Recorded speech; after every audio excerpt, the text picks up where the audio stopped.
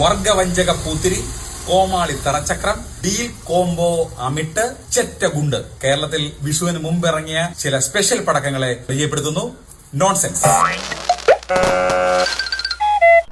വർഗവഞ്ചക പൂത്തിരി പഴയ വിപ്ലവ വീര്യ മരുന്ന് ഉള്ളിലുള്ളതുകൊണ്ട് ഇതിന് കനത്ത പ്രഹരശേഷിയായിരിക്കും. ചിലയിടത്ത് ഇത് കൊരോപ്പ് എന്നറിയപ്പെടും. കൊരോപ്പ് ചിലയിടത്ത് പ്രകാശിക്കും, ചിലത് പൊട്ടും. പൊട്ടാനും പൊട്ടിക്കാനും ഇതിന് കഴിയും.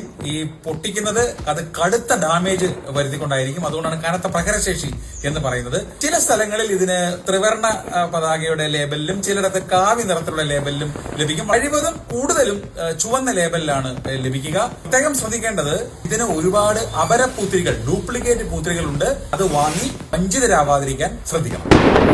അടുത്തത് ചെറ്റഗുണ്ട്. ഇത് അൺപാർലമെന്ററി ആയി തോന്നാമെങ്കിലും തികച്ചും പാർലമെന്ററി ആയിട്ടുള്ള ഒരു ഗുണ്ടാണ്. കണ്ണൂർ ശൈലിയിലാണ് ഇത് കൊളുത്തേണ്ടത്. പക്ഷെ ഇതിന്റെ പ്രഹരശേഷി അമ്പലപ്പുഴയിലായിരിക്കും പ്രത്യേകമായി ബാധിക്കുക. ശരിക്കും പറഞ്ഞാൽ ഇത് കൊളുത്തിക്കഴിഞ്ഞാൽ പണ്ട് കഷ്ടപ്പെട്ട് വെളുപ്പിക്കാൻ നോക്കിയതെല്ലാം പാണ്ടായി മാറുന്നത് നമുക്ക് വളരെ പെട്ടെന്ന് കാണാൻ കഴിയും.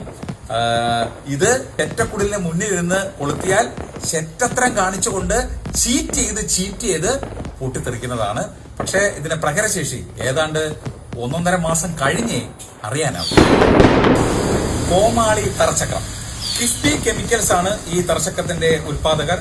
സാമ്പത്തിക ശാസ്ത്രം വഴി നിർമ്മിച്ച തറച്ചക്രമായതുകൊണ്ട് ഇതിനെ ഡിജിറ്റൽ പേയ്മെന്റിൽ വാങ്ങിക്കാനാവില്ല. കാരണം ഇതിന്റെ നിർമ്മാതാവിന് ഡിജിറ്റൽ പേയ്മെന്റ് വർക്കാവില്ല. അതുകൊണ്ട് കടപ്പത്രമോ മസാല ബോണ്ടോ ഉപയോഗിച്ച് കടമായിട്ട് കിഫ്ബിയിൽ നിന്നും ഈ തറച്ചക്രം വാങ്ങാൻ കഴിയും. സംസ്കാരമുള്ളവർക്ക് ഈ തറച്ചക്രം കത്തിക്കാൻ കഴിയില്ല. അഥവാ കത്തിച്ചു കഴിഞ്ഞാൽ ഏറ്റവും അവസാനം ഖേദം പ്രകടിപ്പിക്കേണ്ടി വരും. ഡബിൾ കോംബോ അമിട്ട്. ഇത് ഒറ്റപ്പടക്കമല്ല, 2 പടക്കങ്ങൾ, 2 അമിട്ടുകൾ ഒരുമിച്ച് ചേർന്നതാണ്. ഈ ഇരട്ടക്കുഴൽ അമിട്ടിനുള്ളിൽ ഒരു അമിട്ടിൽ നിന്നും ചുവപ്പ് നിറത്തിലുള്ള പുകയും മറ്റേ അമിട്ടിൽ നിന്നും കാവി നിറത്തിലുള്ള പുകയും വരും. ചില സ്ഥലങ്ങളിൽ മാത്രം ഒരമിട്ടിൽ നിന്ന് ത്രിവർണ്ണ നിറത്തിലുള്ള പുകയും മറ്റേ അമിട്ടിൽ നിന്ന് അതിന് വ്യത്യാസമില്ല, കാവി നിറത്തിലുള്ള പുകയും വരും.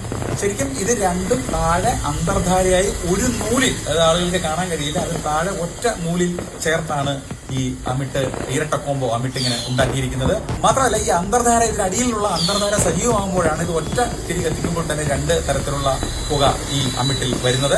കേന്ദ്ര ഏജൻസികൾ അന്വേഷണത്തിന് വരുമ്പോൾ ഇത് കത്തിച്ചാൽ അന്വേഷണം നനഞ്ഞ പടക്കമായി ചീറ്റിപ്പോകുമെന്ന് മുൻപ് കത്തിച്ചിട്ടുള്ള ചില ആൾക്കാർ അഭിപ്രായപ്പെടുന്നുണ്ട്. ഇതാണ് ഡീൽ കോംബോ അമിട്ട്. ഇനി പ്രത്യേകം ശ്രദ്ധിക്കേണ്ട മറ്റൊരു കാര്യം, ഭൂരിപക്ഷ പൂത്തിരിയും ന്യൂനപക്ഷ ഓലപ്പടക്കവും ഒരേ സമയം ഇട്ട് കത്തിക്കരുത്. അത് ഷോർട്ട് സർക്യൂട്ടായി ഒട്ടുചോർച്ച ഉണ്ടാവാൻ കാരണമായേക്കും.